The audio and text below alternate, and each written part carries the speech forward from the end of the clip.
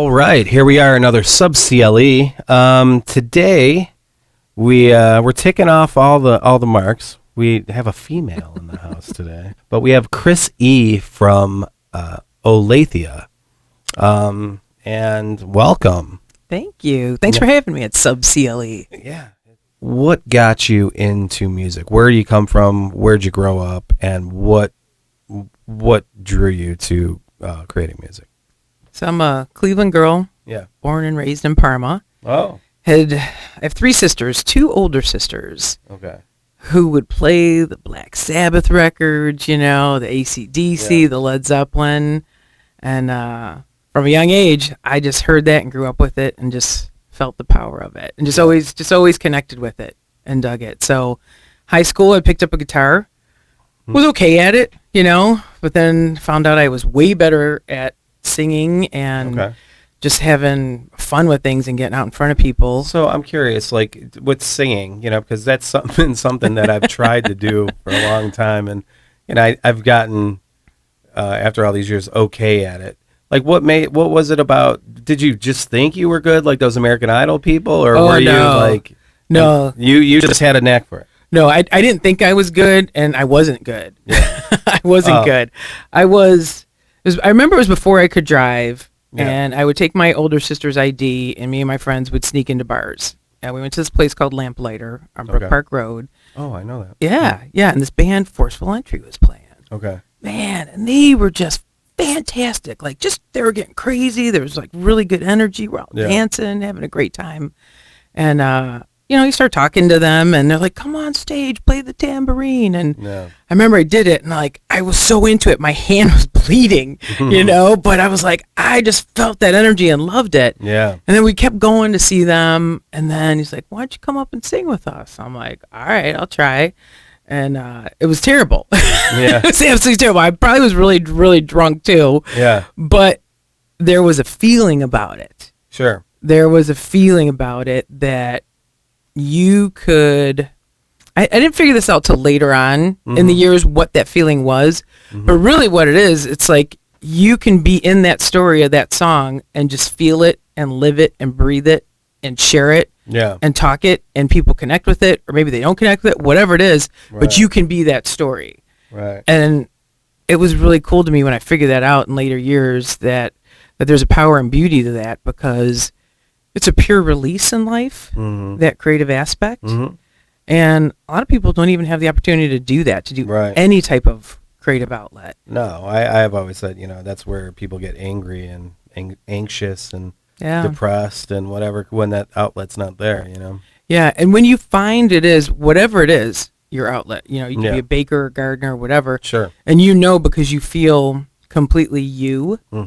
Now you still may be scared as shit because, oh my God, I gotta go in front of these people, or fuck, I didn't practice this week, or what, I think I got a rip in my pants, whatever it is. But you just still do it because you need to do that. Yeah.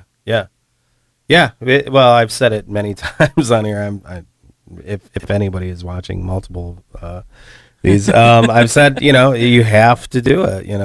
It's just a thing. It's once you know that you can release in that way, it won't ever be turned off. Yeah. Not for anything positive, at least. Yeah. And you're self-motivating because you want to do it. And as you become a musician, you start working with people. Yeah. There's some people who like to dabble in it. Some people a little bit more dabble.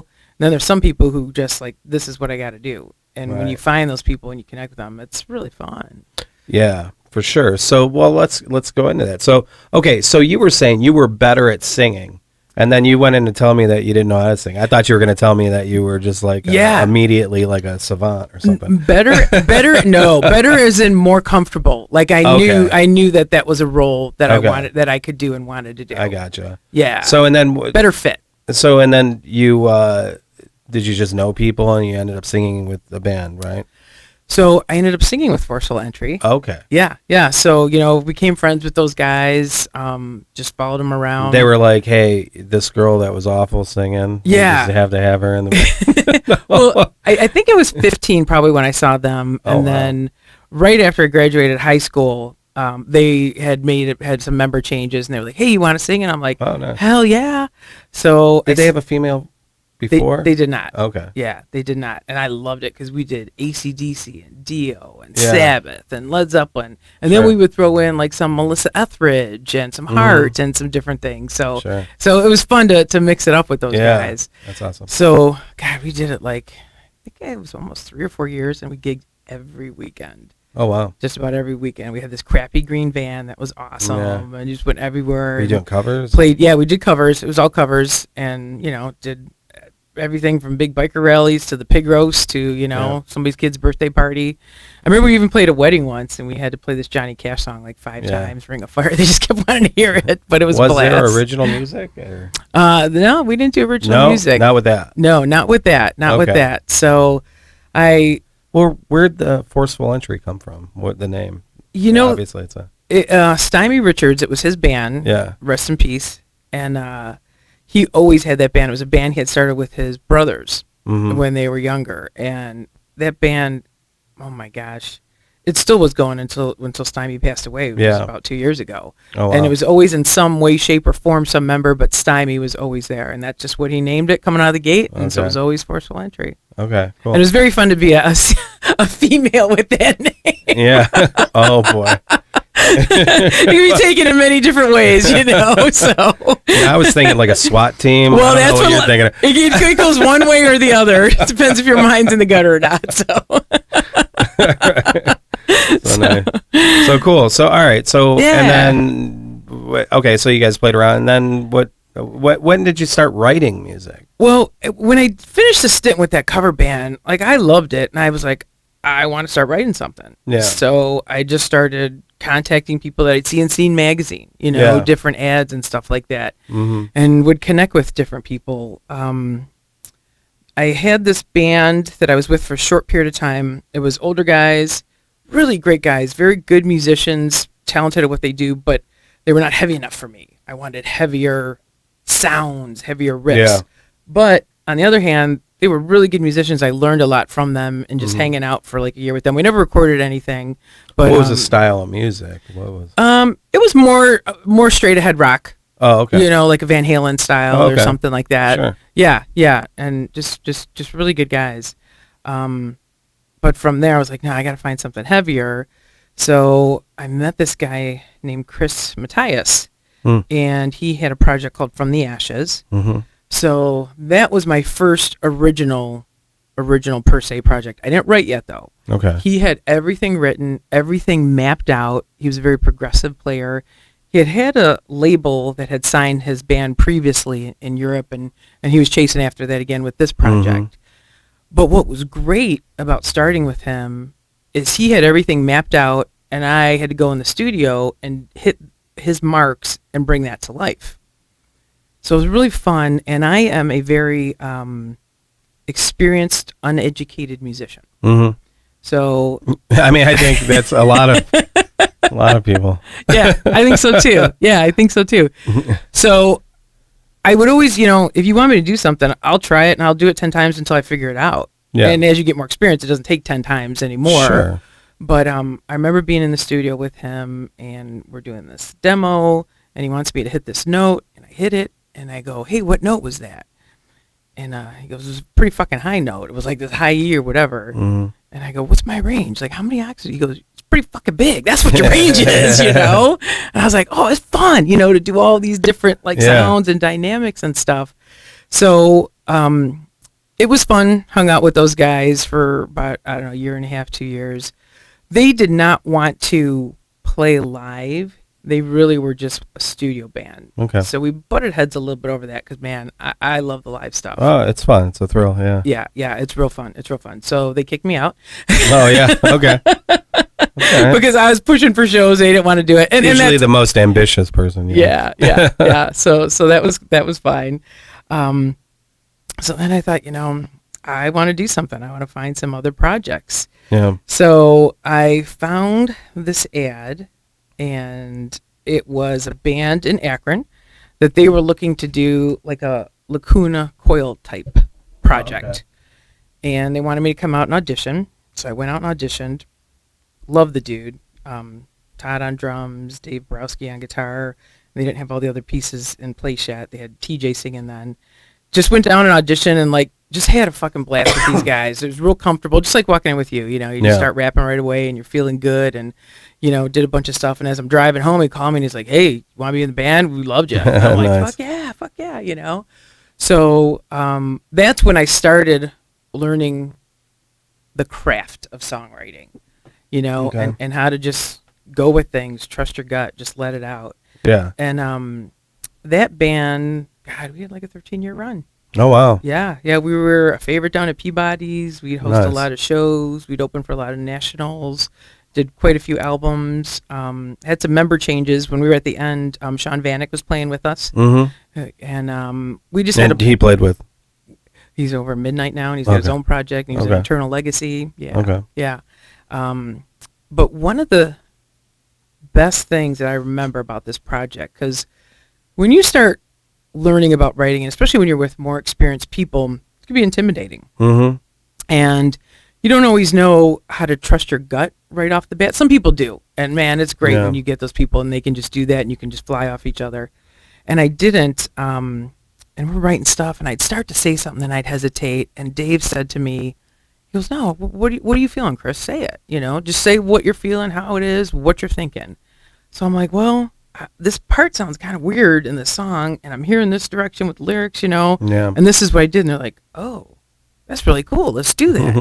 And he said to me, "Chris, don't ever be afraid to say anything." Yeah. He goes, especially because we've been jamming together already for like a year or so ourselves. He goes, "We've heard these songs so many times Yeah. that it's just stuck in our head this way too, a little bit." Sure. He goes, "So now if you've got a point of view or something," he goes, "just always say it. Sometimes it works, sometimes it doesn't. Yeah. Let it out." And that was one of the best things, and gave me a lot of, yeah, it's cool to do that, you know, Nice. confidence. So, and they were always too very supportive of me not knowing, you know, your scales. Like if you say to me singing C, I couldn't do that, but if you play it on the guitar, I could. Sure. But when I hear music, I have trained myself to know what fits and what doesn't. Yeah. And also to figure out if I'm doing something too easy and I can push it to do something more interesting. Right. You know, because you don't want to be complacent. But sometimes simple and easy is perfect. Yeah. You just got to know what fits. The song tells you what to do after a while.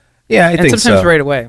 I think so. It's you were saying that you know how they would write the songs, and you know I was always interested in that, to have, you know, if you come up with a certain something or whatever, and it's like you're set on whatever that is. It's I always envy like people that can think of multiple melodies to think over top of things. It's like, no, I can probably come up with one, but then if you have somebody else in the band, they come up with a different thing, and then then you know what I mean, and it becomes something completely different and brand new. That's something everyone created, right? You It's so fun. It takes on a life of its own. know? Right. You know, that's why the jam is just brilliant. Yeah. You know, and it could just take one little idea, and before you know it, it has grown into a monster, into a beast, Right. which is cool. Yeah. So okay. So is that who? So continue on. I think I interrupted you, right? That's all right. That's all right. So we played all around with Cellbound, and we were starting to do some regional touring and things like that. Okay. And then, you know, life takes over. People were having kids and some different things, and we knew it was cool to wrap it up, that we had done all we wanted. We were going to end this as friends, and we were going to have a kick-ass final show at Peabody's. Okay. And we did just that, you know, Nice. and it was really awesome. And with that project, because it was a Lacuna Coil style, TJ was the first singer, and then he moved to Texas shortly after. We did one demo with him, and then Tom Hurtna came in. Okay. And I love Tom, man, because he was scary as fuck. I mean, his demeanor, the growl that he did, and everything, and we played off each other so well. Yeah. And it would be great because we'd be at a show and someone would come to me, they're like, "Hey, what's that singer's name you sing with?" I'm like, "Tom." And they're like, "He scares the shit out of me. Can I meet him?" Yeah. You know? And I'd be like, "Fuck yeah, he's a great dude," you know? So it was really fun working with Tom and writing off of him and that dynamic. But when the project ended, I absolutely knew I wanted to do something myself, or I'd be the main vocalist and would write. So I hadn't thought about how I wanted to go about it yet, and I got hit up by Jeff Morrow, really great drummer in the Cleveland area. Mm-hmm. So we got together, tossed around some ideas, started getting some people in, and before you know it, Olathia's formed. It wasn't called Olathia at first. No. We had a different working title, and we had done the demo. And when the demo started coming together, I said to them, "You guys, this name sucks." Even though I picked it, the name that it was. What was the name? I am never going to Come say on. it to another living human being. Never. Never. Was it offensive, or what is the reason why? Okay, you don't have to say what it was. Yeah. What is the reason why, It just didn't fit. It just didn't make sense. What would it when have the fit sound, with? I don't think it really would have fit with anything. It was just lame. That's all it was. It was lame. It was lame, because the process of finding a band name is a whole journey in itself. Well, yeah. And then if it's something cool, it's already been taken. You know what I mean? So yeah. So the demo was coming together, and I was like, "You guys, we got to change this name. It just does not work. Yeah. It does not fit." And they go, "Oh, thank God you said that, because we didn't like the name." I'm like, "You need to tell me this shit." You know what I mean? Yeah. So they're like, "All right, we'll go pick a new name, Chris." I'm like, "All right, I will." Yeah. All right. So I went home, got a bottle of wine, got my iPad, Yeah. started doing that, the Google thing. Yeah. This would come to mind, this would come to mind. Does somebody have it? Everything I found was multiple bands named that. Yeah. And I just thought about 3/4 of the way into the bottle that I'm going about this wrong. Like, I don't know, what do I feel? What am I all about? And I'm very much an earth girl. Yeah. I like my hiking, my outdoors, the Okay. moon, sun, stars, all that stuff. And, I thought you were gonna say something like witchcraft or something. yeah, I mean, I'm very spiritual. Yeah. I don't practice, but I have a lot of friends who do, though, and I think it's beautiful, what they do with the herbs and all that. I don't even have time to have a pet, so I can't be practicing stuff. Right. But I like a familiar and everything. Yeah. But I respect it and I get it. Yeah. The beauty of those things and the symbolisms and going through the spells and the motions. Yeah. And I find it beautiful. Yeah. But I have time for music and Sure. working and paying my bills. That's pretty much Right. That's it. Once in a while I make a good dinner too. Yeah. So, Nice. and so I was like, I'm an earth girl. I like this. I always feel a connection to Indians, the tribes and just how they respect the land and different Like Native things. American Yeah, Indians. yeah, Native Americans, exactly. So I started looking up Indian names and I come across this name, Olathia. And I'm like, I just like how it looks. I like how it sounds. Sure. I Google it. There's only one town in Kansas. Nobody has the name. Yeah. I'm like, well, that's a bonus. And then I'm like, oh man, I better find out what it means, So when I saw the meaning, I'm like, the name found us. Yeah. Because Olathia is the Native American word for pretty or beautiful. Okay. And we like to write with dynamics, Sure. where you can take a soaring thing and really hug somebody's heart. But then you give them a good slap in the ass, or a punch in the gut, because now we got somewhere to go too, Yeah. And it just worked. And then, Nice. Dave Vesdos, who will be playing in Solipsis this Friday, he Bass. designed our logo. Yep. And so we started writing, and I found my niche with it, my calling with it, we'd write music, we would change music, I'd bring in ideas, we'd restructure songs. So it was more than how things had been before. Nice. And I found that when presented with, even if it was just a couple guitar notes or a basic riff or something like that, the chorus would always come to me first. And I would just let out whatever those words were, and that would become the story. Yeah. Sometimes I was like, I don't think it should be this easy. Maybe I'm not latching onto something, but it would come back to that, because the good ideas will stick with you. You don't even have to write it down. Right. They're going to be there with you. And that has been true to this day. It's always the chorus that comes first. And then I build it around.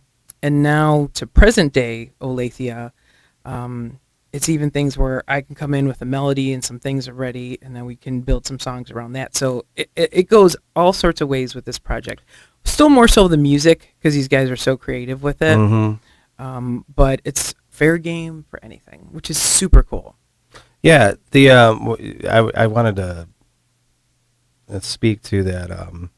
You know, it's like writing a murder mystery. It's like they say you have to come up with like the end first, right? Yeah.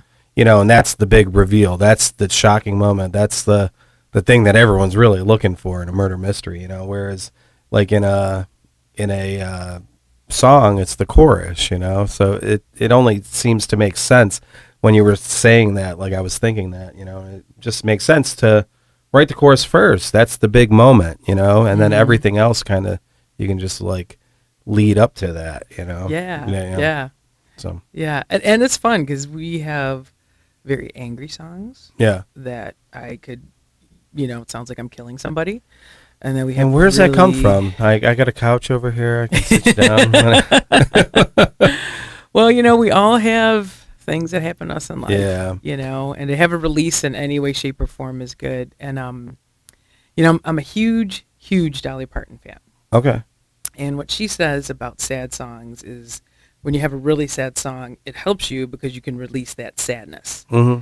And I feel the same way about this. When you have something that has a lot of power and angst and anger to it, it helps you get out whatever that is that you have too. Well, isn't it like this was just being said? I was at the Deicide concert a couple weeks ago, and we were talking about like anger. It's like people that are in the angriest bands are the nicest people. Absolutely. 'Cause Absolutely. they're getting all that anger out. You know?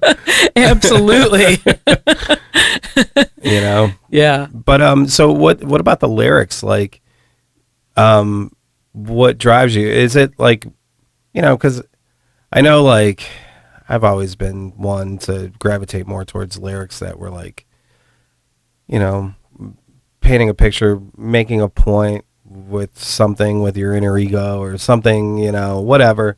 Whereas some people just like the fantastic kind of stuff, like, Led Zeppelin writing about, Or Dio. or you know what I mean? You're right. Yeah. Like what interests you? Really all those things. Yeah. The number one thing though is people I'm around in different events that occur, I latch onto those things and there's usually a story to be told there. Mm-hmm. In many ways, shapes, or form. We had a song on our last album called Victory. Mm-hmm. And I had a friend who, back in the early days, he was just a really shy dude, but he wanted to not be that way. So he pushed himself to do these projects where he had to interact with people and do things. Yeah. I just thought that was so cool. That was his victory over whatever was going on in your head, because this is always going to try to fuck you. You know what I mean? You got to do mind tricks to get out of that, you know?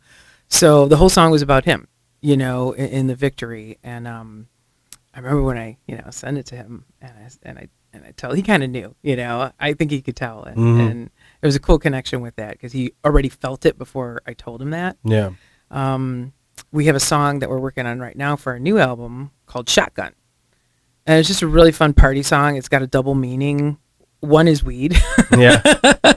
And the other is just the pure joy of getting ready to go to a show and being so amped for it. Yeah. Like back in the day in the Coliseum, like my sisters would go there, even I went there. Yeah. You'd have these parking lot parties, Sure. the radio stations jamming everything. It was a crazy time. Like you could not wait. And the next day you'd have to wear your concert shirt to school. Sure. Be all hungover, everything would be so great. And that energy, like our roadie, Hunter, he's that way right now. He's like, you can't wait. When are we going? Come on, when are we going? So this song is just about that, Yeah. So it comes from a lot of people leave impressions on me that give a feeling. And that feeling I want to expand upon with whatever that event is. Right. Sometimes, though, I'll do the opposite because I did want to challenge myself. And I'll just say, I'm going to take a topic and just write something. Right. Like besides Cellbound, when I was starting to learn how to write songs, I did a lot of internet collaborations with people. Yeah. All kinds of stuff, R&B, country, bluegrass, all different things. And I would say, okay, I got this song. I'm going to just spend 3 hours right now and finish it. Yeah. And try to do these things and whatever comes to mind. Like I did this one song that was blues. I'm going to write it about the last book that I was reading. Okay. And I was reading this book about Lewis and Clark, and they're badass. Right, yeah. Oh my God, wow, they did all this stuff and over the mountains, Yeah. So I wrote it about that, and so I try to go different ways. But what really I think sticks the most, and what I see that connects with people the most, are those songs that are impressed upon me by others. Mm-hmm. Like, The feelings, yeah, whatever they're going through. Yeah. sure. Well, and that's the thing. It's like, where do ideas come from? Where do thoughts come from? It's like when you write a song, you write like a group of lyrics or whatever, or when you have a dream, when you have one of those dreams where you wake up and it's like, I've never been in a house anything like that. Yeah. I've never thought of anything like that. Yeah. Where did that come from? And it's like when you're writing, kind of when you're in the zone, you're just kind of like, or jamming, it's like these things just flow through you, and Yeah. you're just like just like a transistor, just receiving the message and transmitting. It's true. It's Yeah. true. Yeah. And I think about too, like, doing different melodies to go along with some of the melodies, but to not go along with the melodies and make it interesting, and placement of vowel. Like, there's a lot of things you think of a little bit technical with it, Right. but not too much, because you just know when you do it if it fits or not too. Yeah, for sure. So have you? So you don't play guitar at all? Or you just sing, or? Yeah, I don't play music in the band. Okay. I just Yeah, I didn't know if it would have come over time. Someday I would love to get up on stage and play rhythm on one of the things. I don't know if I'm gonna do leads, but it'd be fun to do that one day. Nice. But it'd take practice on my part. Okay, so we're at Olathia. So you did the Cellbound, you did the forceful entry, rape, from the ashes, rapey stuff. Yeah.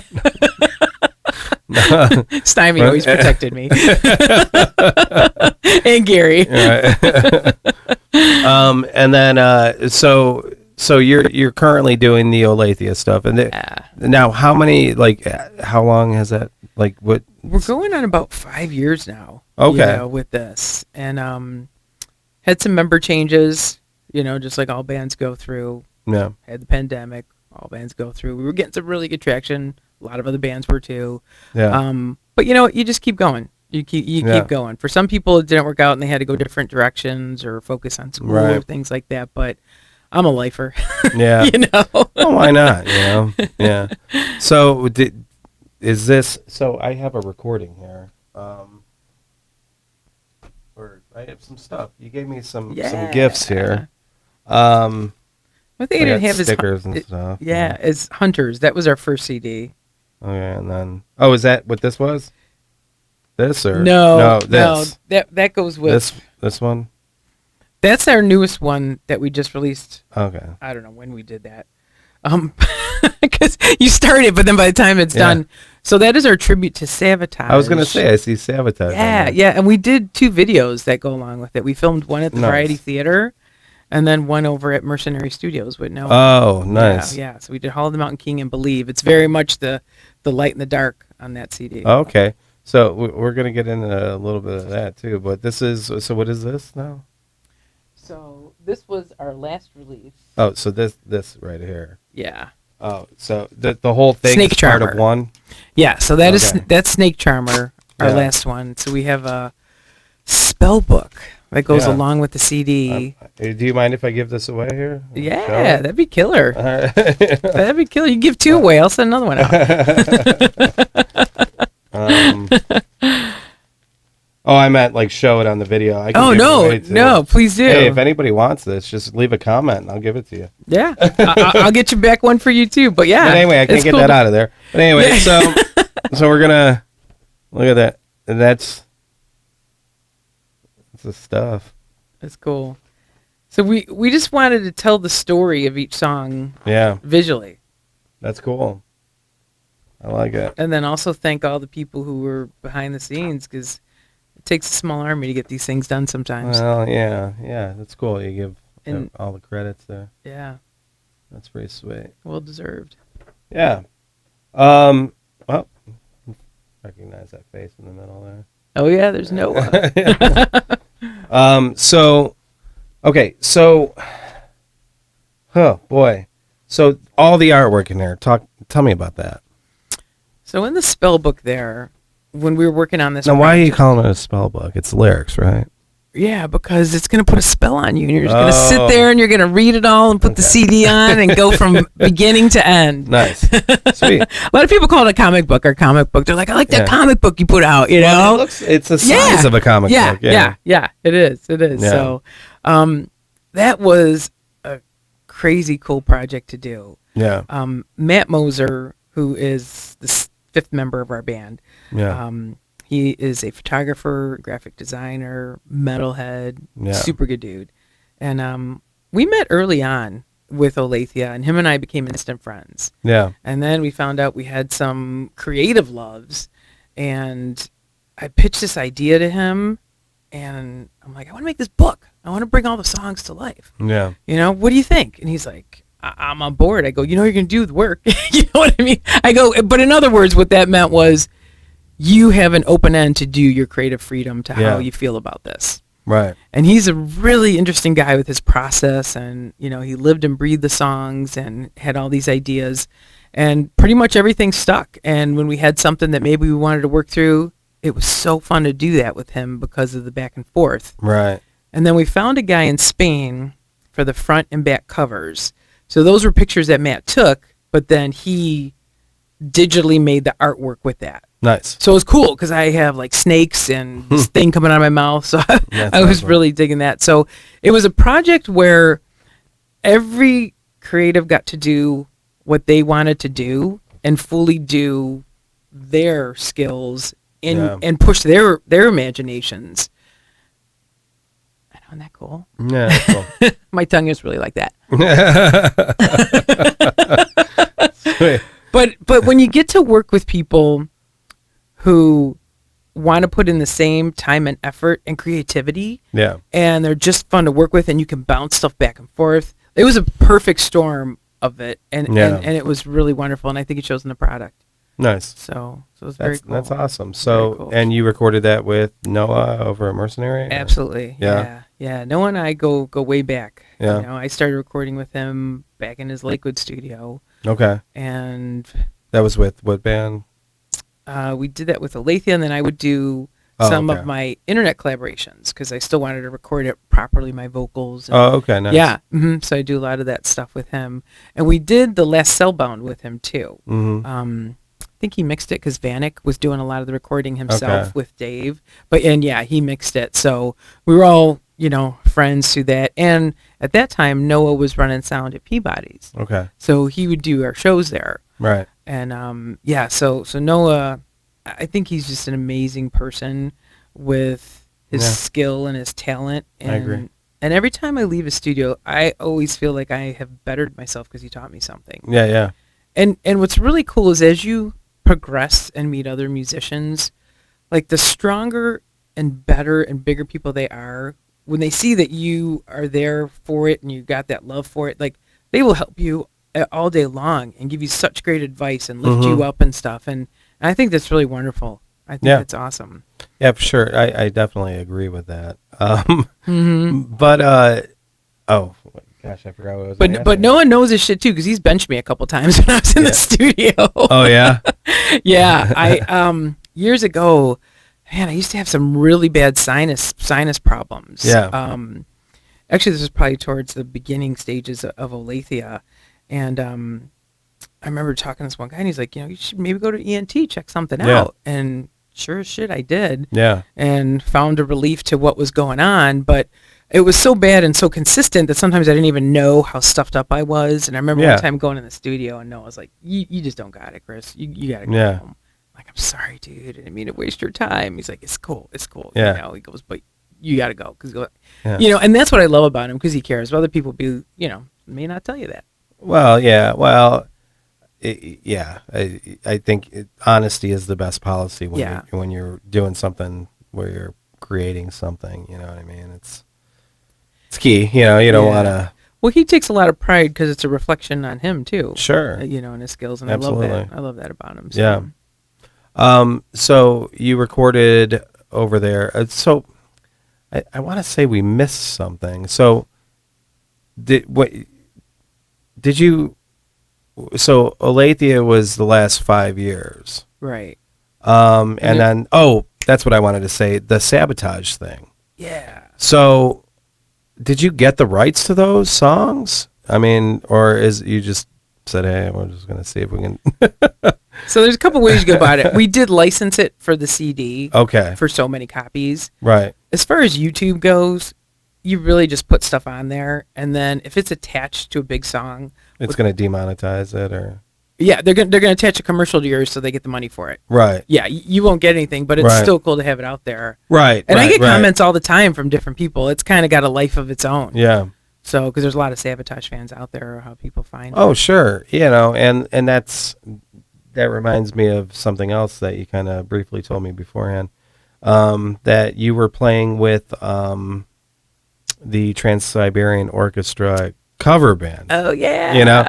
And which is Sabotage, really. Yep. Yeah. Yep. I don't know. See, I know a lot of people know Trans-Siberian Orchestra, but they don't know the roots of it and who the band. You know what I mean? And Right. like Alex Skolnick played with them. You know what I mean? Yeah. So it's actually a really cool. It's a really cool thing. But so you've played with a cover band. I want to hear about that. Yeah. So it's called First Snow. Okay. And we are a Trans-Siberian Orchestra cover band, tribute band. I think we got 5 shows this season. We'll be playing at the Lorraine Palace Theater. We're going to be playing at the King of Clubs down at Columbus. Some other nice big venues. And we got 13 or maybe 14 people this year. We got a full light show. Video. It's crazy. It's pretty crazy. I mean, we ain't like the big TSO, but I'm going to tell you, we're going to give you a good bang for your buck. That's awesome. And the musicians are fabulous. Joe, something involving a monkey, is in it. Terry from Bessemer Saints. Mm-hmm. And then you have Mo and Kevin, who also sing in a Heart tribute band called Straight On, and they're always at the House of Blues and all these big things. Yeah. And then Michelle McDowell, who sings in a Pat Benatar tribute band. Okay. Invincible, and just tons of talented musicians. Brian Briggs, he's in a Green Day. Like, they're all doing stuff. Yeah. And that was a really fun project. I joined that a couple years ago, maybe 3-4 years ago. And that really amped my skills, because before that I hadn't used in-ears, hadn't had the big production. You know, we have a stage manager. There's a lot of moving parts with that many people. Right. So it's really fun. It's really fun. I get to wear capes and like crazy That's outfits awesome. and stuff. So yeah, I dig Do it. they do the big stage production kind of thing? I mean, obviously, you said it's not like. But. Yeah, but it's pretty big. We're building a castle this year for our stage. We have a giant dragon that moves around. We do a lot of moving parts. So we take the TSO songs, and not just the Christmas. We do some from the other albums as well. Okay. But we do them true to the records, but add our own spin on them with costuming or some different choreography. We don't do a narration. We have our own little storyline that we have implemented in there, and it's just really cool. So it's our version, of our love for TSO and all things Sabotage nature. So that's awesome. Yeah, it is cool. So, well, okay, let's go back, because you said you listened to your sisters, what they were doing. But once you, what are some more of your influences going through, the 90s and stuff like that, whatever, maybe? Doro Passion Warlock. My God, I love her. I love her.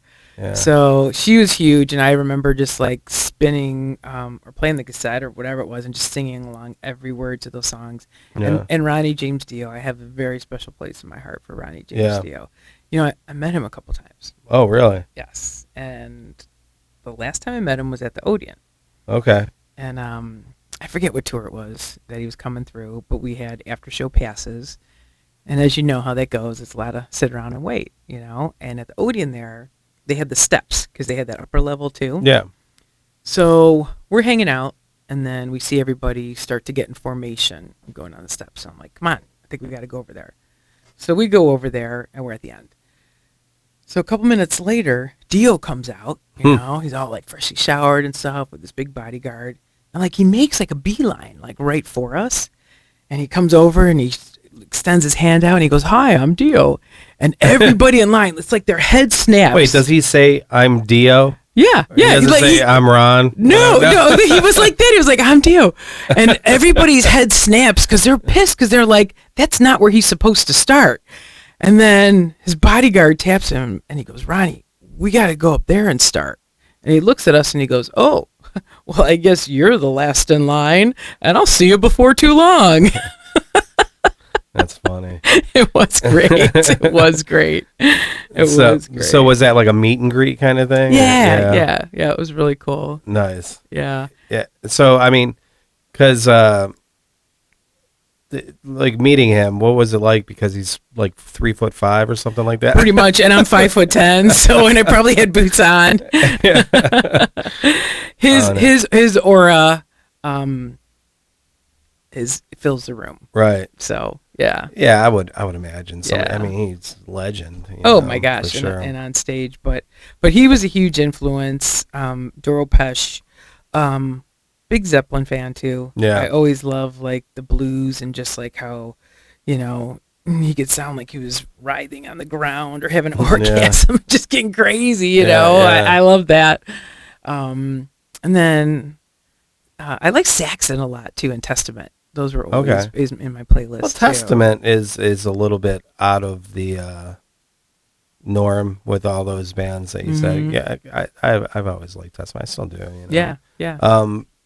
Okay, so yeah, I see where you're, because I listen to you guys a little bit, and it definitely comes through, and especially with like, I don't want to say you guys sound like Opeth, but like the name, and just the way everything's dynamic and melodic, and just definitely has that kind of sound to it. Like, so what do you guys have planned going forward? So we are in the process of shooting some videos. Okay. So we did the 2 for Sabotage. And the one song, Believe, we did our own take on that. And then Hall of the Mountain King, we did a straight up version, but we did the live 1987 version that they did at the Cleveland Agora. Okay. So it's got a lot of cool guitar wankery and stuff going on. So we're finishing up our new album, going to work on some videos, Shotgun being the first one, Party. And hopefully I'll have that out in the first of the year. Okay, nice. Yeah, it's going to be called The Forest Witch. The Forest Witch? Yeah. Which is a crazy track. So that's going to be our other video that we'll be shooting in January. Okay, and how do you guys make these videos? So there's a lot of ideas that come out of my head. Yeah? And the great thing about anything is just get it out and go for it, whatever it is in whatever big realm it was. Right. And then go after it. When we wanted to do the Believe video, I had this whole big concept, and we were going to shoot it at this one theater, and then at the last minute, it got pulled out from us, and you had to scramble and do all these things. Thank God it did, because we got redirected into where it should have been, Right. and with a new video producer. So you just meet people. We met this great guy named Gabe Fedor, who did our Believe video, who I love. And then Noah Buchanan did the Hall of the Mountain King video. Okay. And they're both great, both different things, the light and the dark. We're going to work with Gabe and do a couple more videos. Yeah. So you just get your idea and just start working it. I mean, it's a lot of work behind the scenes to pull it all together. Yeah. And it's kind of like the measure twice, cut once thing, Right. because you want to have as much ready to go. And really, to me, I always want to have stuff prepared the best I can, whether it's having all your merch ready, making sure you got your set list, having this, whatever, because then you can enjoy the show more, and someone's always going to fuck up at a show. So if you have all that other shit out of the way, you can just handle that and be done, and just roll with it. I've never messed up, but I'm the king of it. But yeah, okay. Well, sometimes there's other shit that gets, you know what I mean? Right, like, sure. Yeah, that's not working. Somebody's head broke, whatever, So yeah, there was a time we were at Peabody's and we had to queue up off this. We had everything to a metronome. We had to queue up off this sound thing and yeah, just couldn't hear it. Ooh. So Yep. A couple train wrecks happened there, but you figure it out. You figure it out. But that's the fun of the live show. Like, yeah. we don't want to be exactly like the album at a live show. What fun is that? You Yeah. know? Like, have the dynamics, have the extra fun, throw Right. something else in there. You want to jam tomorrow? Okay, we'll make it happen, you know? So, or somebody shouting, who knows, you know? Yeah. Always go to the live show. That's all I can say. Always Yeah. go. There's magic moments there.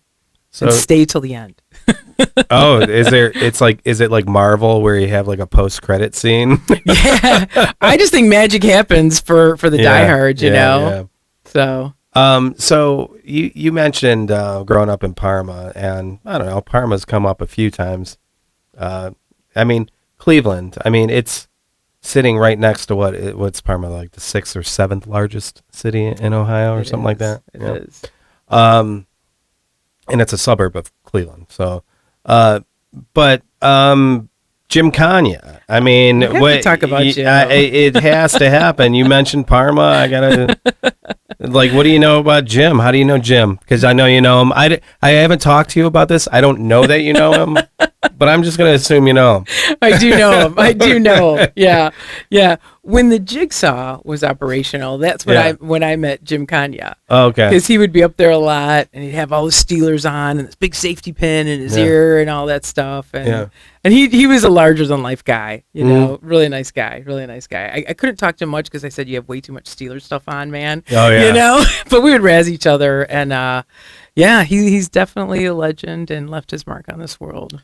Yeah. Now, were you the recipients of some 7-inch records, or you know? No, I know he did give a lot of people records and stuff like that. Yeah. I would always just usually see him in passing at a show, and we'd say hey and talk a little bit and stuff. Well, and that's the thing. I just recently watched that Taylor Hawkins tribute. Yeah. You know, and it seemed like everybody that what they were saying about Taylor Hawkins, you could have said about Jim Kanya, anyone that met him, because, That's cool. you know, it was like, you know, I wasn't close. I think I've said this before. I was not close with Jim. We practiced at Rock and Roll City Studios. He was down the hall from us. I eventually played in a band that had the same room he had. But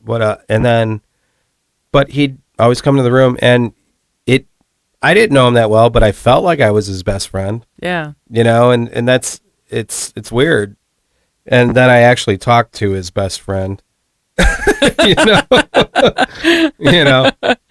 and I don't know what else to say, but yeah, Jim Kanye, it's a crazy thing, to think about, because, you know, throughout the years, you meet a lot of colorful people, you know, but you don't know who's really going to have an effect. And apparently he did, you know, so that's interesting. His colorful aura, it lives on for sure. So, what do you know about the whole Parma scene? Like, what was that like growing up in Parma? Do you know? You know what? I love Parma. Yeah. I live not too far from Jigsaw. Okay. So we could walk there and then stumble back home. Yeah. Which was very cool. And I always loved Parma. I mean, it was right by Cleveland. You could get anywhere you wanted. They have all these little pockets. Like, here's the Polish village. Here's the Ukrainian. Like, even before they called them that, they were there. Right. You know, and you just kind of knew where to go. And on Parma, oh my God, like there's a bar on every, you know, every every street off of State Road. Yeah. And you know, growing up there when we were little, where Jigsaw is, there is an alley that probably goes about like 6 or 7 streets. And there's a bunch of bars there. And so when we were kids, we would get up early on Saturday and Sunday morning and go through the alleys, because as all the drunks were going to their cars and taking their keys out, they dropped coin and money. Yeah. So we would clean up all the time and get a whole bunch of money as little kids. Nice. So that's what I know of Parma. And good food, lots of good ethnic places. And I'm a Polish girl. That's my nationality. Okay. So it only makes sense I'm from Parma. Yeah. What's your favorite pierogi in Cleveland? Well, I get them from St. Joseph's from the church. That's my favorite. That's what everyone says is the church. That and the ones that my 95-year-old godmother makes. Okay. So what do you think makes the church pierogies? Is it just that you feel like you're doing something good, or? Oh no, man, they got skills all day long, and they know how to do it. When you walk in there and you see like literally a whole 2 rows of tables with ladies wearing the babushkas, working the dough, you know it's going to be good. That's awesome. Yeah. I wonder what's going to happen, like, you know, because we're still at that time where those old ladies are still there, like, but what's going to happen 20 years from now? Is that still gonna, you think? You hope to God somebody's still gonna make it. I know Yeah. how to make them. Yeah. It's a labor of love, though. You got to set aside the time and do it. But are mine as good as theirs? No. Yeah. They're probably better than a lot of others.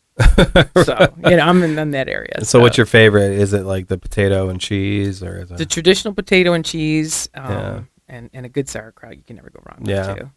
Yeah. Nice. Now, is it sauerkraut and I'm sorry, I'm going to go on this pierogi thing because we did a pierogi. I don't know if you saw it. It's sauerkraut with mushrooms. Gotta Okay. have the mushrooms in it. Those are the best ones. Okay. Well, you lost me because I hate mushrooms, but I like sauerkraut. But the thing is, I guess as soon as you cook sauerkraut, it like loses all the good probiotics and stuff, I guess. I don't know. So I don't know. yeah, I but don't know. whatever. But it still tastes good, right? It tastes great. Yeah. Right. Now, do you cook? I do. I'm actually a really great cook. Okay, so we know that you can make better than par pierogies, but not as good as the pros. But Right. like, what else do you make? I can make an excellent steak dinner that would rival the top restaurant out there with all the come on. sides. Really? Now, what's the Yes. secret to a great steak dinner? Well, get the right cut of steak, Like, what would that be? temper it. Oh, get a tomahawk. Oh my Yeah? God, make it look awesome. Yeah. Yeah, okay. Yeah. Now, what is the tom? Do you know what the tomahawk is? Well, it's what is it? It's the filet mignon, but it's the other part too. I can't think of the name, like Okay. the porterhouse. I don't want to put you on the spot. I mean, but no. I think that's what it is. Yeah. So, on the big bone there. So, but no, I can just, especially on a grill or with my cast iron Yeah. pan. I can make anything in my cast iron pan. I make an Wow. amazing homemade pizza too. in your cast iron? Or? Mhm. Oh yeah. Oh yeah. Okay. Well, because you could just throw that in the oven, then. Yeah. So you gotta raise your dough in it. Okay. Okay. Put your stuff in it. Then you warm it up on the stove just a little bit to start the crisping of the crust. Okay. Then you put it in the oven for like 20, 25 minutes. And it's like amazing. It's pillowy, but it's got that right crunch. And you have to put the cheese all the way to the end. So it's touching the cast iron and the Get that pepperonis. crispy bits. Oh, Yeah. yeah. Okay. So there's going to be she's going to come back and we're going to go through I'll the bring whole my pan. process. I'll bring my pan to show you. I'm not kidding. Cooking, you know what? Cooking I find really fun too because it is a different creative endeavor that I can do something in a small period of time. Yeah. Because most of my projects are lengthy. Yeah. Music is lengthy. Getting a record done is lengthy, and it's a fun process. I Yeah. love the process of doing that, and I am usually sad when that process is done, and I want to start on the next one. And sometimes I forget to enjoy the moment, because I love the process. It's you get the creative juices are just flowing. Yeah. Well, I've often made the correlation between making music and cooking. Mhm. I don't know. People think I can cook good. I just say it's because I'm single and I have to eat. But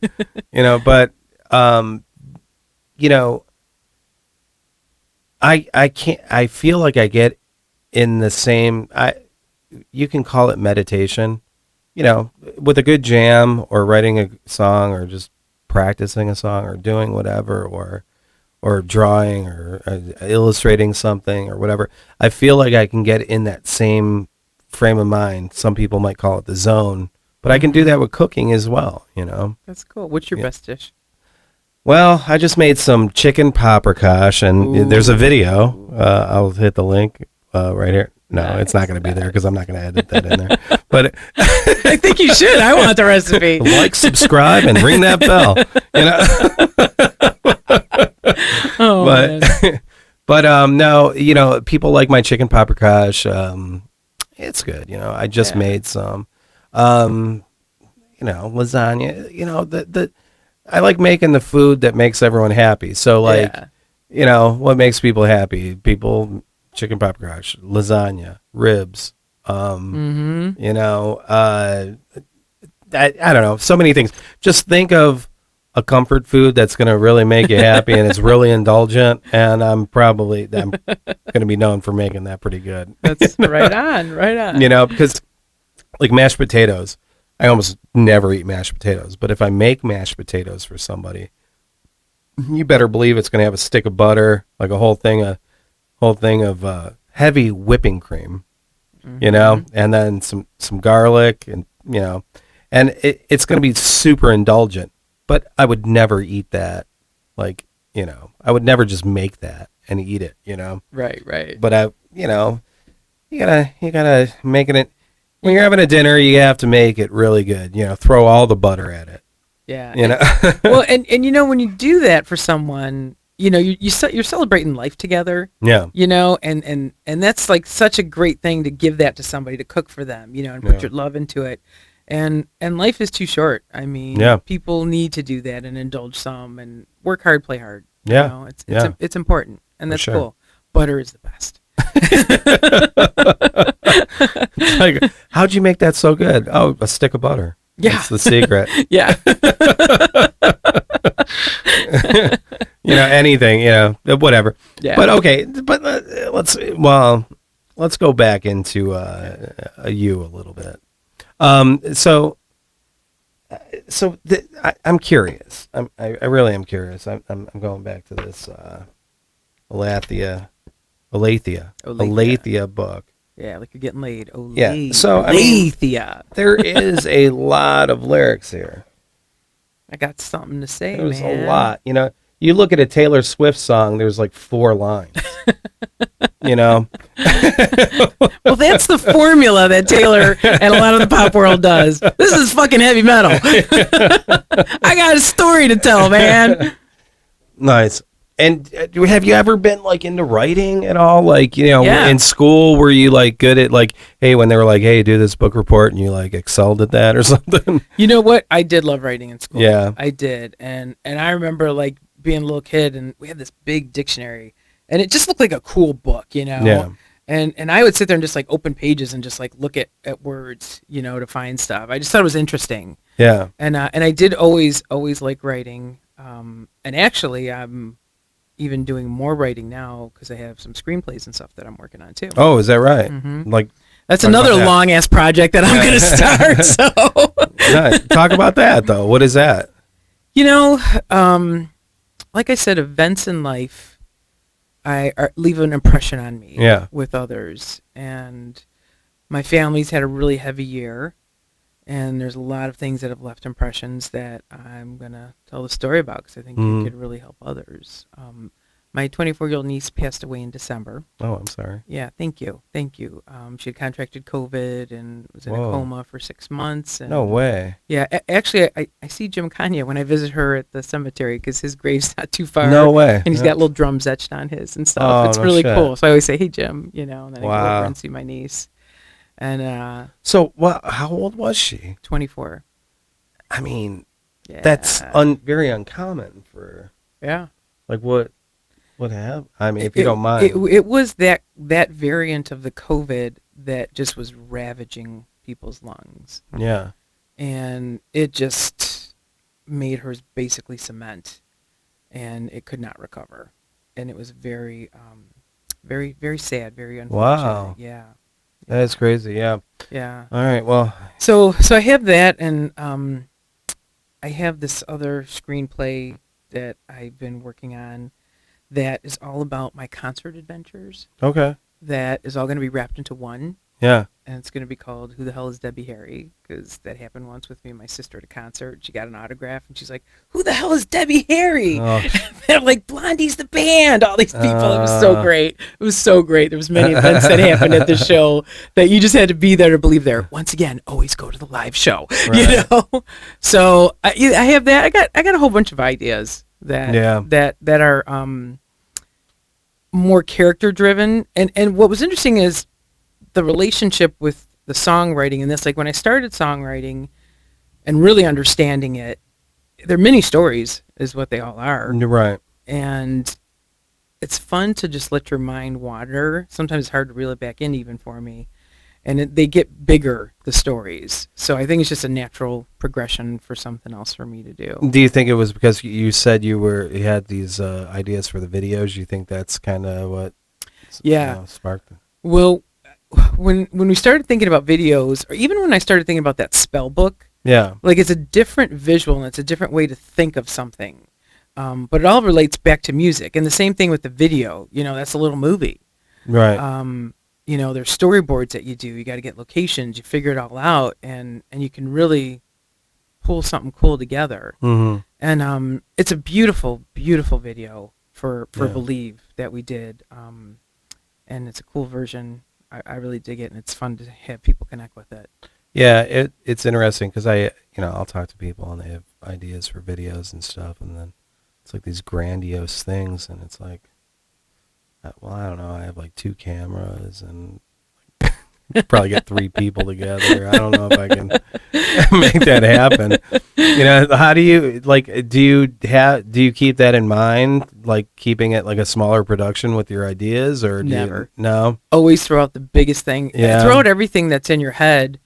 And like we went to the location at my buddy Jack's house with the band recently, and with Gabe, our video dude, and with Matt, Okay. our key creative people. And we did the walkthrough. We're all tossing around ideas, and it starts huge, and then you kind of reel it in, Right. because then you have to think, we have 1 day to do this. Mm-hmm. So, okay, let's not do an outside shoot, because then that's going to add way more stuff. And we got enough in here.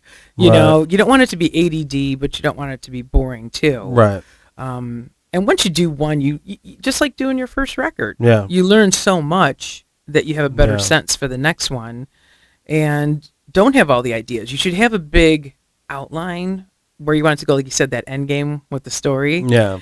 And then other people have other things they're going to latch on to, or this idea. And then that's what makes it really fun, because everybody gets to be a part of it. Yeah. That's awesome. And that's what's happening with this. It's going to be a lot of fun. A lot of fun.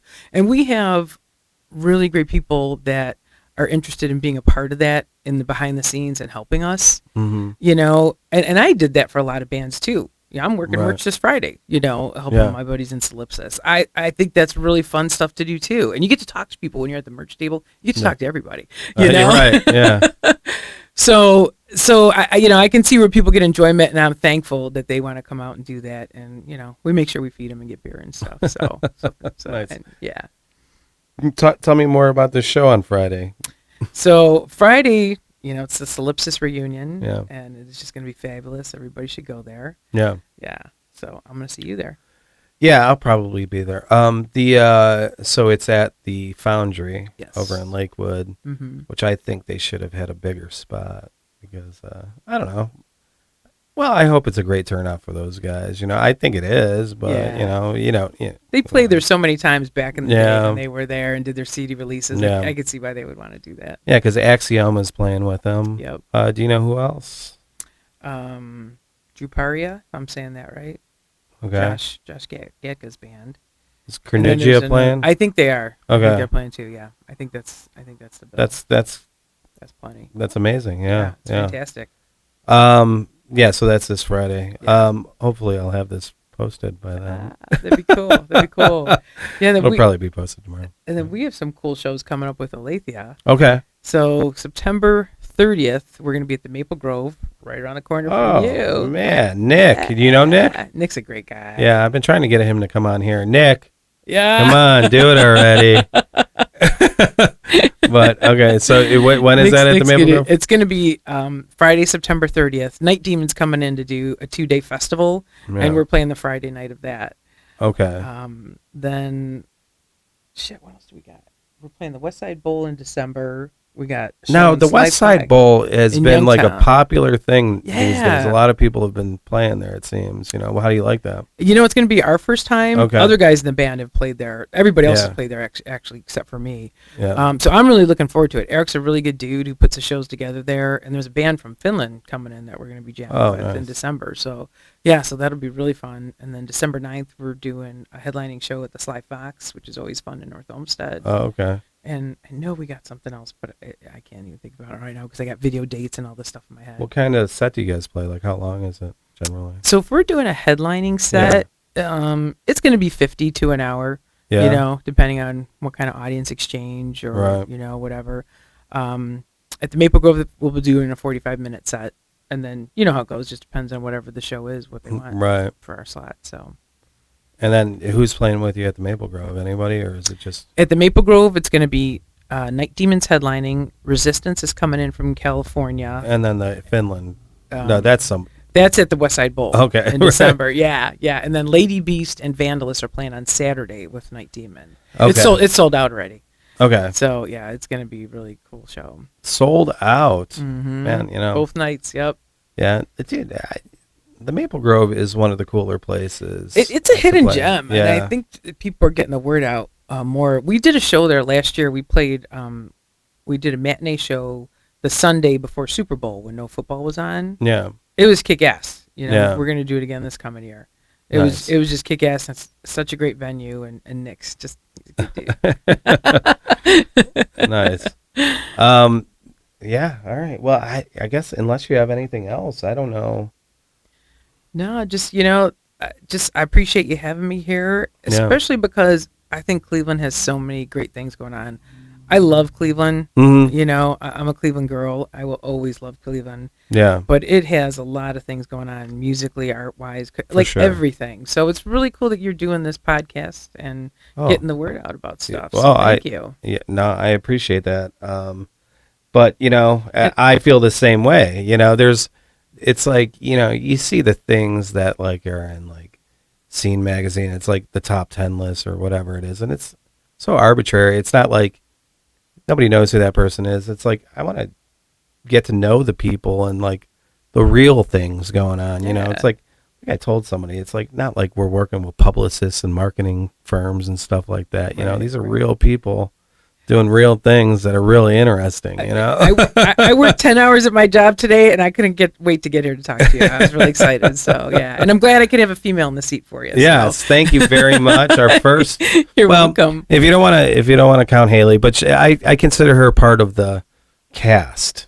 Gotcha. Of characters that are on here. She wasn't a guest, so thank you for being the first female guest. Awesome. And hopefully, maybe you identify as a female. I don't know. I'm 100% female. Okay. I'm gonna tell you that right now. All right. Well, I'll tell you, Chris. Thank you, everyone. If this is gonna be out, I think by Friday, go see her at the merch booth for Solipsis, and then all the other dates she was talking about. Right on. And Sub CLE, we're out. Thank you. Cheers.